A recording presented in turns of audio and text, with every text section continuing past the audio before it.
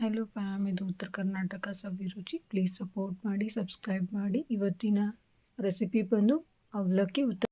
ನಮ್ಮ ಭಾಗದಲ್ಲಿ ಅಂದರೆ ಉತ್ತರ ಕರ್ನಾಟಕದಲ್ಲಿ ಜಾಸ್ತಿ ಮಾಡೋ ನಾಷ್ಟ ಇದೇ ಆಗಿರುತ್ತೆ. ಇವಾಗ ಐಟಮ್ಸ್ ನೋಡೋಣ ಬನ್ನಿ. ಉದ್ದಿನಬೇಳೆ, ಕಡಲೆಬೇಳೆ, ಶೇಂಗಾ, ಈರುಳ್ಳಿ, ಟೊಮೆಟೊ, ಕರಿಬೇವಿನ ಸೊಪ್ಪು, ಸ್ವಲ್ಪ ಹಸಿಮೆಣಸಿನ್ಕಾಯಿನ ತೊಗೊಂಡಿದ್ದೀನಿ. ಇವಾಗ ಈರುಳ್ಳಿನ ಸಣ್ಣ ಸಣ್ಣದಾಗಿ ಹೆಚ್ಚಿಟ್ಕೊಳ್ಳೋಣ.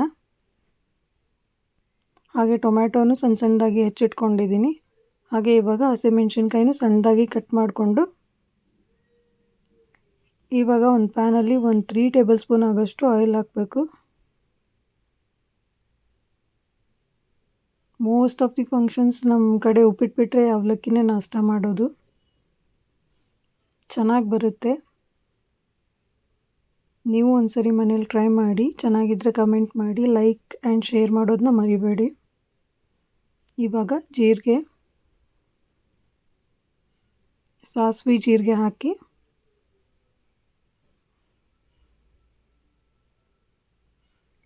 ಇವಾಗ ಆವಾಗಲೇ ತೋರಿಸೋ ಐಟಮಲ್ಲಿ ಉದ್ದಿನಬೇಳೆ,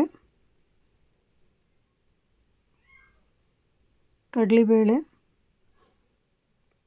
ಶೇಂಗಾ ಕಾಳು,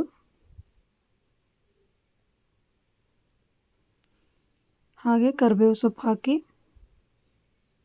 ಹಸಿಮೆಣಸಿನ್ಕಾಯಿ ಹಾಕಿ, ಈರುಳ್ಳಿ ಹಾಕಿ ಇವಾಗ ಇದಕ್ಕೆ ಅರಿಶಿಣನ ಹಾಕಿ ರುಚಿ ಕೊಡೋಕ್ಕೋಸ್ಕರ ಸ್ವಲ್ಪ ಸಕ್ಕರೆನ ಆ್ಯಡ್ ಮಾಡಿಕೊಂಡು ಇವಾಗ ಇದಕ್ಕೆ ಟೊಮೆಟೊನ ಹಾಕಿ ರುಚಿಗೆ ತಕ್ಕಷ್ಟು ಉಪ್ಪು ಹಾಕ್ಕೊಳ್ತಿದ್ದೀವಿ. ನಿಮ್ಮ ರುಚಿ ನೋಡ್ಕೊಂಡು ನೀವು ಉಪ್ಪು ಎಷ್ಟು ಬೇಕೋ ಅಷ್ಟು ಹಾಕ್ಕೊಳ್ಳಿ. ಹಾಗೆ ಇವಾಗ ನಾನು ಸ್ವಲ್ಪ ಇದಕ್ಕೆ ಹುಣಸೆ ಹಣ್ಣು ಹಾಕಿ ನೀರು ಹಾಕಿ ಹುಳಿಗೋಸ್ಕರ ಸ್ವಲ್ಪ ಅದ್ರ ನೀರು ಹಾಕ್ತಿದ್ದೀನಿ, ಹುಣಸೆ ಹಣ್ಣಿನ ನೀರು. ಇವಾಗ ಸ್ವಲ್ಪ ಲಿಡ್ ಕ್ಲೋಸ್ ಮಾಡಿ ಬಿಡಬೇಕು. ಅದು ಬೇಯ್ದು ರೆಡಿಯಾಗಿರುತ್ತೆ. ಇವಾಗ ಅವಲಕ್ಕಿನ ತಗೊಂಡು ಅದನ್ನು ನೆನೆಸಿ ತೋಯಿಸ್ಕೊಂಡು ಇವಾಗ ಅವಲಕ್ಕಿನ ಕಲಿಸ್ಕೊಂಡ್ರೆ